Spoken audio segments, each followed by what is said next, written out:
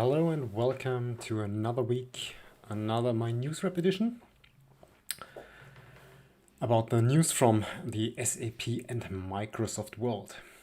Last week was a special edition about DSAG Live. Now this week we will go back to the regular agenda. So let's go. Let's start the session. First of all, some general topics, some general news. Of course, there is some aftermath of DSAG. So what is available now from DSAG? We have are publicly available, I have to say. All the keynotes are available in a consolidated playlist on the YouTube channel of DSAG. And if you want to take a look at them, or if you missed them or could not attend the conference, well, then that's your option to see all the keynotes. I have to say the regular talks are not available publicly, and I'm not sure if they will be available publicly at some point in time. Then there is also another contribution for the DSAG Live by Christian Michel, who recorded 2 podcast episodes with interviews. They're quite lengthy, so more than 3 hours to listen to. And what is quite nice is it's not with the keynote speakers, but it's all with the participants of SAP that held some talks over the 5 days. So for example, we have talks from Marco Dorn on Kyma. We had talks on Business by Design. So all those experts are giving their opinions there within these 2 episodes. So I think, yeah, quite worth to listen to those. Then I also want to draw your attention to a new member in the Twitter universe. Maybe you already came across that one. It's the SAP open source Twitter handle, which is the official Twitter handle of the open source office within SAP. So all the tweets there are coming from the department that's responsible for all the open source activities within SAP, like Gardener or the Corona app. There is also the link to this page if you want to get an overview about all the open source contributions that SAP is doing. Then one last point that crossed my path in the last week, which might be of interest if you have discussions around the world of public cloud, private cloud, multiple cloud vendors, and so on. Here is a quite nice article about the pros and cons of multi-cloud, which highlights really from my perspective, from very neutral standpoint, what are pros, what are cons, what do you have to take into account when you go down this path of multi-cloud environment. Yeah, that's it for the, let's say, general news. Let's switch to the usual next agenda point, namely SAP Cloud Platform. And there was one announcement that I think will be, well, highly appreciated by a lot of customers and partners working on the SAP Cloud Platform, because maybe you were aware that last year, quite surprisingly, backing services were kind of discontinued when it comes to, let's say, PostgreSQL or RabbitMQ. And SAP's advice was to switch to the hyperscaler offerings using the Open Service Broker API of the hyperscalers. You could do so, but then it was kind of an unmanaged offering because you yourself were responsible to hook everything up. And now on October the 14th, there was the announcement that managed hyperscaler backing services are now back on SAP Cloud Platform, and they are also available in the SAP Cloud Platform trial accounts. This especially important for those of you who are using PostgreSQL or, for example, Redis, because yeah, life will be easier if it's a managed offering, I think. Then there is also quite some news on the trial landscape. For example, the SAP Cloud Platform Continuous Integration and Delivery Service is now available on trial. This service is kind of, yeah, how should I say, CI/CD as a service,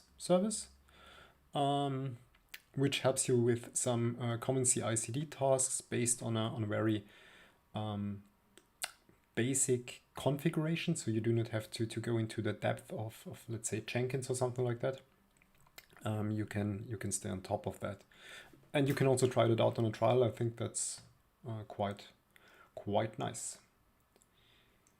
Now, what do we have next? Another news from the CI/CD area. It's the SAP Cloud Platform Automation Pilot. That's a new service on SAP Cloud Platform. This automation pilot helps you with a lot of, let's say, DevOps tasks. It's described here within the blog post. There are basically 3 scenarios that are supported, like executing repetitive tasks, dealing with alerts and notifications because some services are down, including automatic remediation, and also some topics about transportation management on SAP Cloud Platform. So also another service that tries to kind of give or make the picture on SAP Cloud Platform from a CI/CD service more complete. I think all those services are currently kind of starting, so the feature scope, I think, will be enriched over time more and more in order to deal also with different topics, with more sophisticated topics, but nice starting points from my perspective. Then, of course, no session on myNewsWrap without the Cloud Application Programming Model. So we have one contribution within the SAP blog area about running CAP node applications in the SAP Business Application Studio. This is now really about how to deal with the run configurations within the Business Application Studio. So how can you define different run configurations in order to, for example, have a different configuration for the development and the productive environment. This is here pointed out within this blog post by Liat Bornstein, which is quite decent introduction. I think these dot files or these configuration files that are available within the Business Application Studio is also quite a topic for DJ Adams, as far as I have seen, on the Devtoberfest this week, and I think he started already last week. So if you're working with the Business Application Studio, I think this blog and also the contributions of DJ are worth a look. Then we have another blog about the Cloud Application Programming Model, which highlights how to consume the Microsoft 365 API. In principle, from my perspective, that's simply an example of how to consume external APIs. However, I think this blog is quite worth to mention because it really describes all the configuration steps that you have to do around consuming the service with the Cloud Application Programming Model, like configuring your destination, how to really add the CDS views into your, the CDS entities within your CAP model, and so on and so forth. So not a super long blog contribution, but definitely helpful if you have such a requirement or if you must consume external services within the cloud application programming model. Then picking up again the CI/CD topic, now together with cloud application programming model.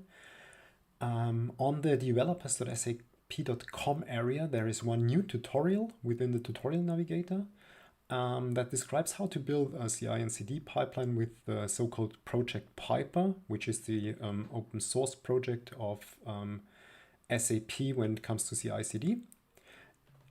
Tailored for SAP Cloud Application Programming Model.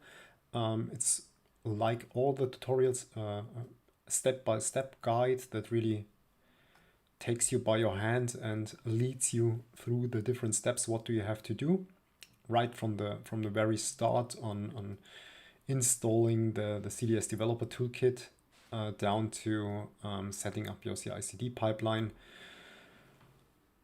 looking into the Jenkins server, and so on and so forth. For those who are working with the Cloud SDK, I think it's quite, let's say, common ground what you will see within this tutorial.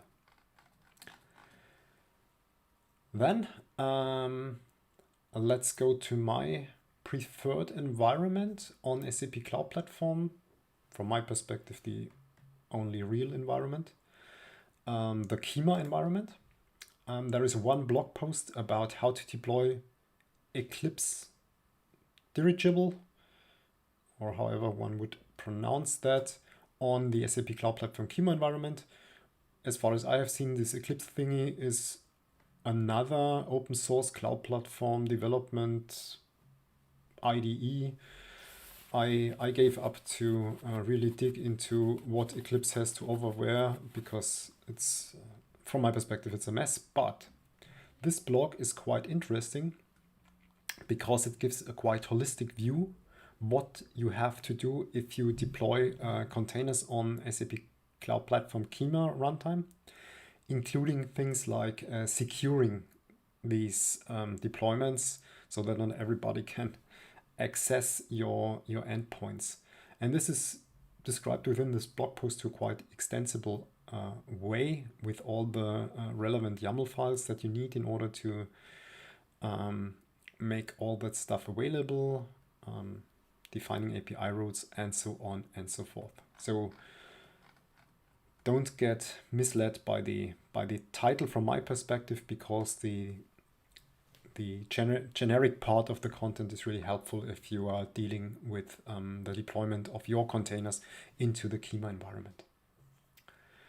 However, there was not much more about Kyma this week, so I think they all need to take a breath, and after the deployment of Kyma environment to SAP Cloud Platform trial, so let's see if there are more news in the upcoming weeks.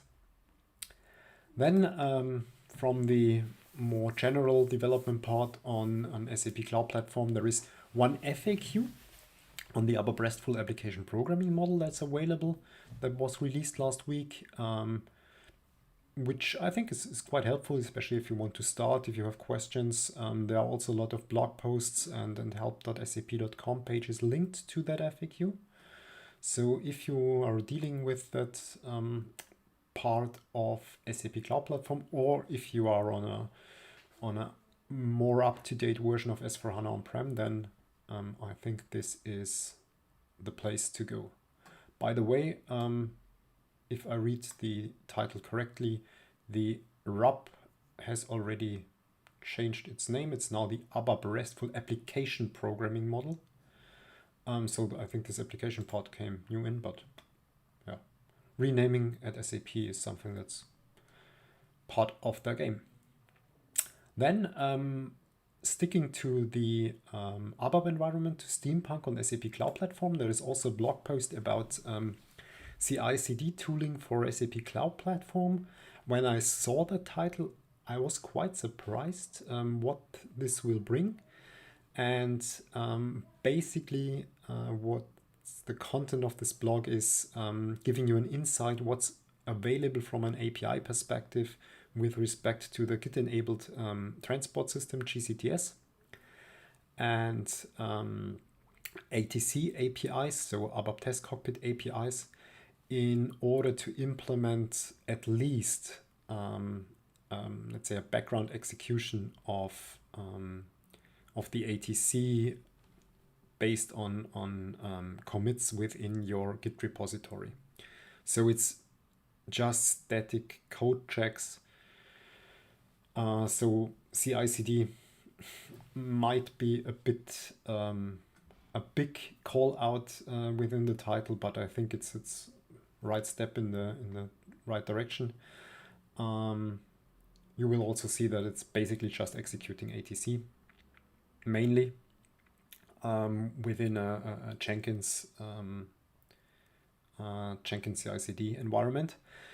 There is one thing that I want to make you aware of. Really scroll down the blog and go down to the comments on the blog, because there is some discussions around the contents and some open questions by Lars Fromm, the founder, creator, mastermind behind ABAP Git, that are also quite important additional information when you want to do, let's say, CI/CD in the ABAP environment. Okie dokie, what do we have next? Yeah, then there was another blog by Rui Nogueira containing some more information about the SAP One Domain model, which is SAP's way to tackle, let's say, the different domains within all the SAP modules, kind of a lingua franca within SAP's portfolio of different offerings. And yeah, this blog basically highlights the news around that area, and also highlights that you can disclose all the information on the one data model, one domain model on the SAP API Business Hub, where it's publicly accessible. Then I came across a little blog about calling ABAP from Node.js, where they reference some Node.js libraries, npm libraries that can help you for when you have to call RFCs or BAPIs from a Node environment. Yeah, maybe someone has the necessity to do so, then I think this library can help you a lot.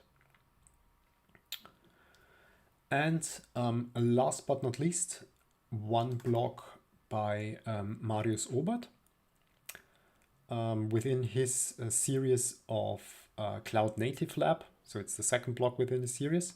And it's quite interesting because he compares the manifests of Cloud Foundry and Kyma. What I mean, or what does he mean when he describes that manifests? It's the deployment manifests. So what do you have to tell the environment in order to make your application run within the different environments? And as you probably know, the philosophy behind Cloud Foundry is different to the one behind Kyma, which is Kubernetes based. So the deployment files look a bit different. I also really like the summary on this blog post. So there's really extensive blog post that highlights all the differences, especially also when it comes to service bindings within the different environments. And at the end of the day, there are some things that are really highlighted. Especially one thing that I saw is he's highly impressed, as well as I am highly impressed by the speed of Kyma. So not only the web interface is super fast, and that there is a reason for that, because it's built on Luigi, which is a kind of a micro framework that was also developed by the folks who developed Kyma, which is really incredible fast. So if you have been on the Kyma trial, the UI is lightning fast compared to the rest of the SAP Cloud Platform, and also the CLI is super fast. So deployment to, I think there is one sentence by him where he deployed the app to Cloud Foundry, which took him over a minute, and to deploy it to Kyma, it took him half a minute.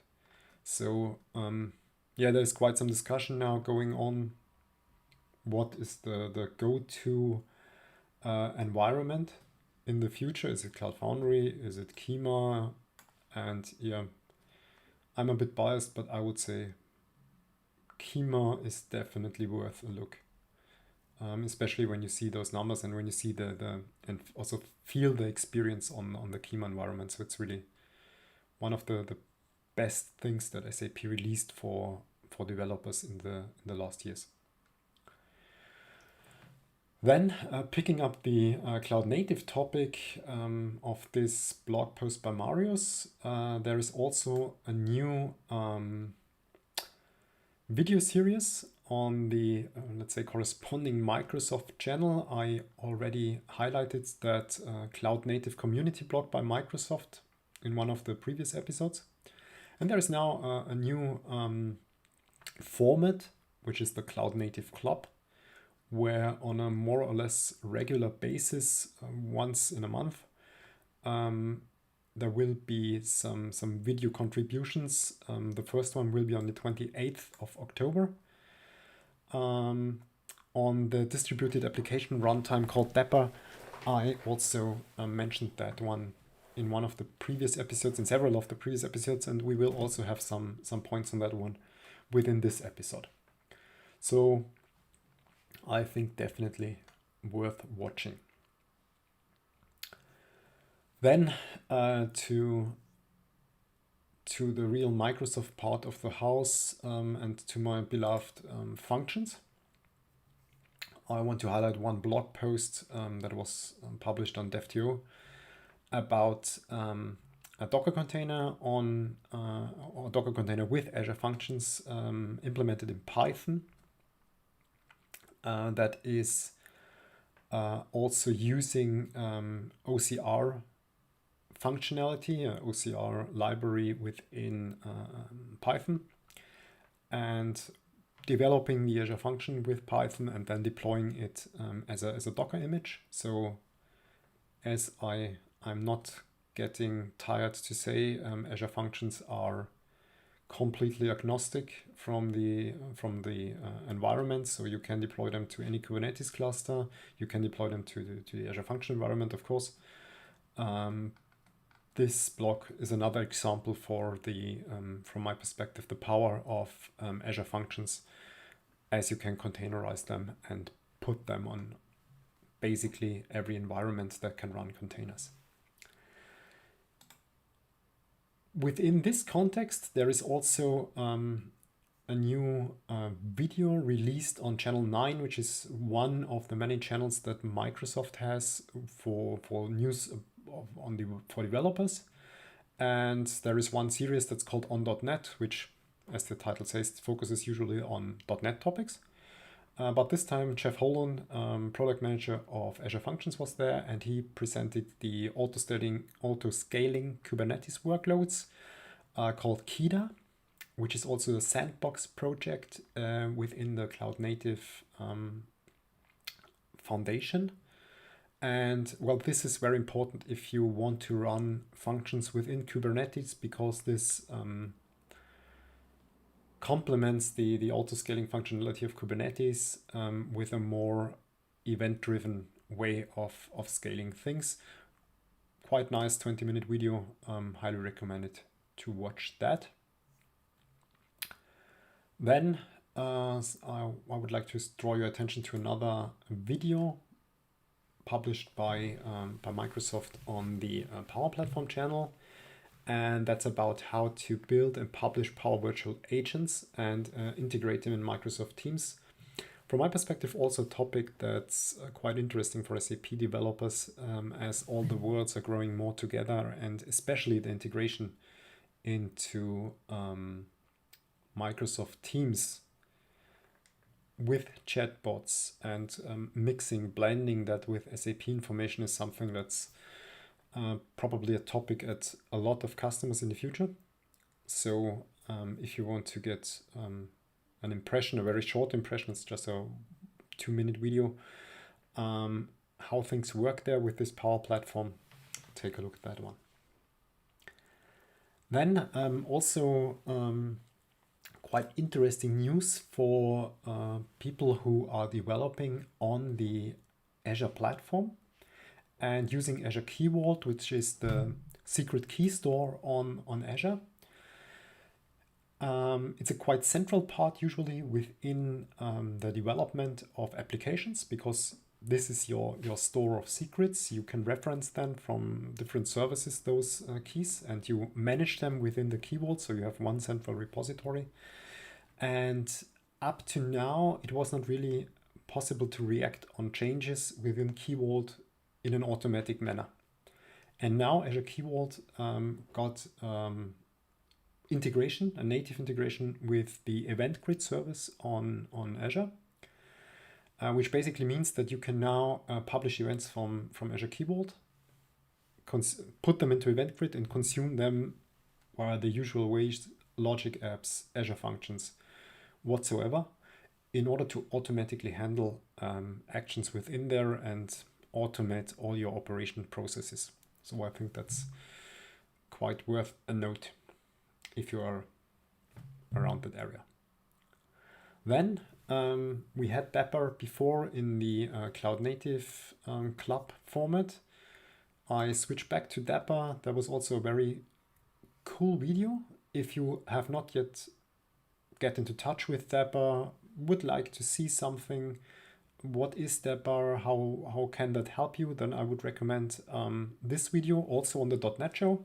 This time with a bit of .NET within it, but in order to get a glimpse into DAPR, you don't need to know anything about .NET. This just shows you how DAPR can help you in building microservices. And the good news is, up to now, DAPR was released in 0.6, 0.7 releases, so not production ready. And there is another news that came out. DAPR will become production ready soon. So the first release candidate will be published in November 2020. And then with some iterations, probably some further release candidates, DAPR v1 will come out. And DAPR is generic. It's not limited to .NET or to the .NET ecosystem. You can use it in Go, you can use it in Java, you can use it in Node and Python. And it really helps you with dealing with the challenges of microservices, especially in a Kubernetes-based ecosystem. So that one is, from my perspective, also of interest if you think about deploying microservices within Kyma. So this can also, in addition, help you a lot. So definitely worth a look. As I said, Kubernetes, I also want to bring to your attention two resources. If you want to learn Kubernetes, want to dig a bit deeper into this Kubernetes area, there's one kind of free book offering by Microsoft. So you can download some books from Pact and from O'Reilly.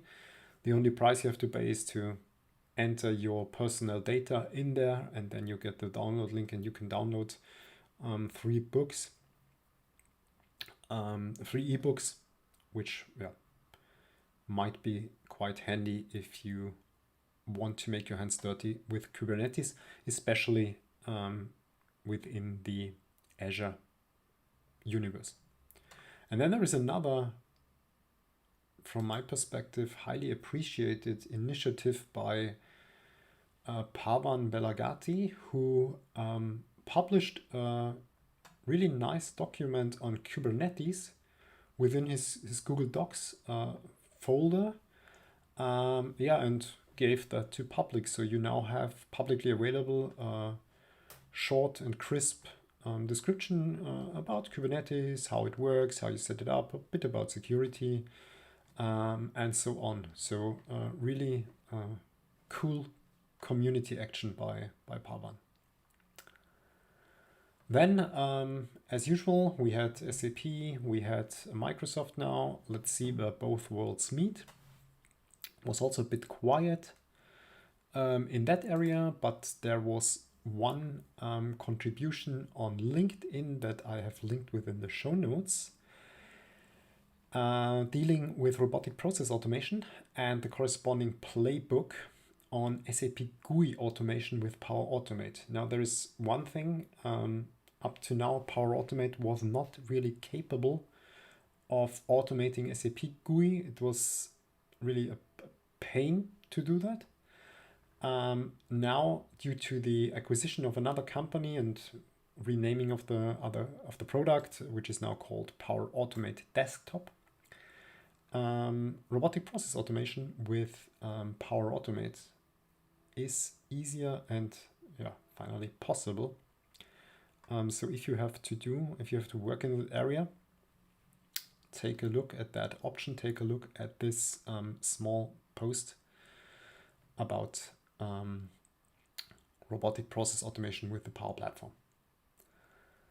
Then I have another post that's kind of not my turf, but I think it gives a very nice overview and helps you to take a look into the migration of SAP landscapes to Azure, what steps are necessary, what parties are involved. It's quite short, quite crisp blog. I think also I am not an infrastructure person. It's always quite interesting to see how things work there without going into the deepest depth of how to size your system on Azure. There are better folks there and more experts that can talk about that. Then we have another news around the logic apps area. As you might know, there are some connectors to the SAP world within the logic apps area of Microsoft. And for those of you who have to deal with iDocs, and I think that's still a quite usual format, it seems that plain SAP XML iDoc support is coming as this screenshot suggests within logic apps. So this might be quite helpful, especially when it comes to integrating with your SAP system with third parties, if you use logic apps, which is a quite natural choice in that area. Okay, so that was it from the area SAP combined with Microsoft. I have two announcements when it comes to education now. SAP TechEd is around the corner, so it will take place from the 8th to the 10th of December as a purely remote event, and it will be a 48-hour non-stop learning event. And I have linked one blog that came out recently about the updates on that event, about what formats will be available, what topics will be covered within the SAP TechEd. Unfortunately, you can still not register. There is still no real agenda for SAP TechEd.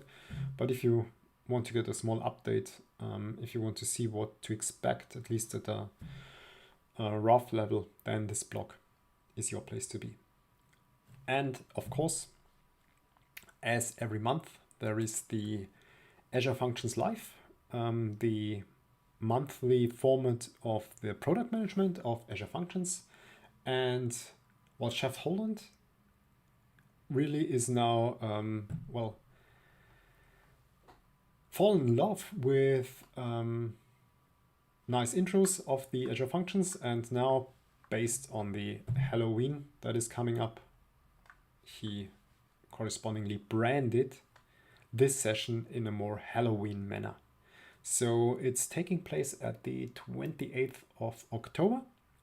So if you have the time to watch it, that's the place. Highly recommended from my perspective. Really 1 hour very open discussion about the news, about the plans, what's to come within the Azure Functions area.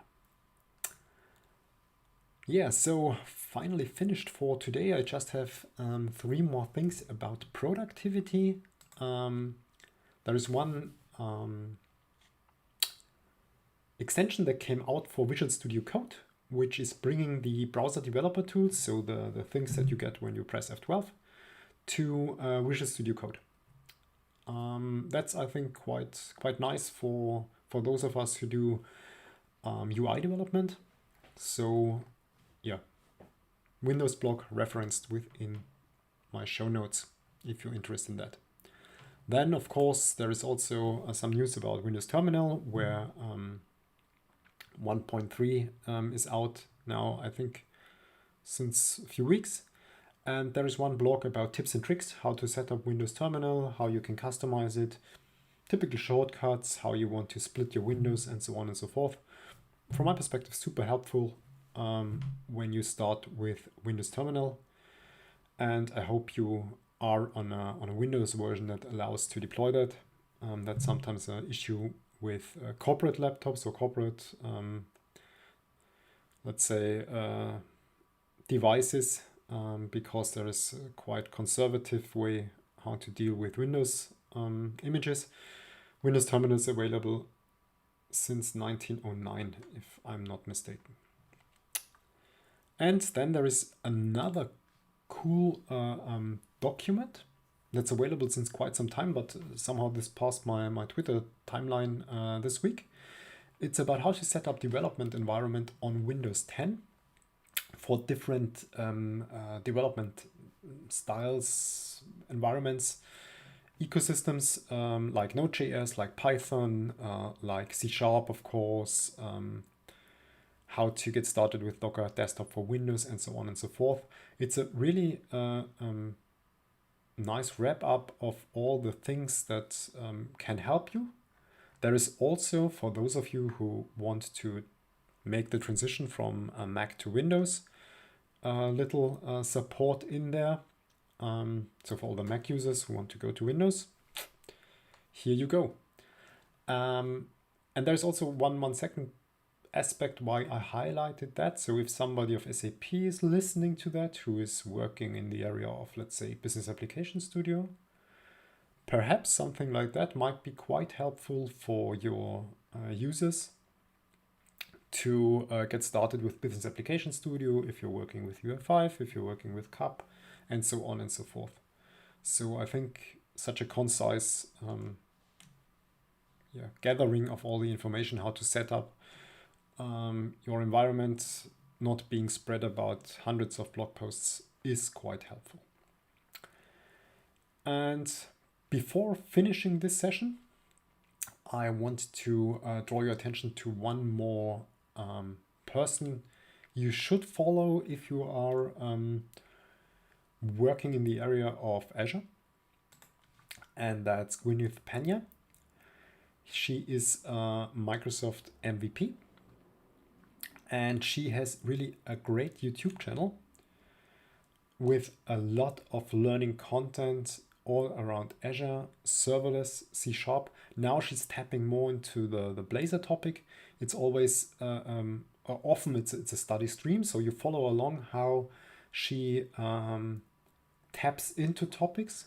So it's really super cool, super helpful. I like the format, I like the style. So if you dig into some topics, there are, I think, a lot of videos already out there. Take a look. It's definitely worth watching. With that, I already talked quite some time. I thank you for your attention. I hope I could bring some news, some relevant information to the top of your head, raise some blog posts that you might have missed. So thank you, and have a nice Friday, have a nice weekend.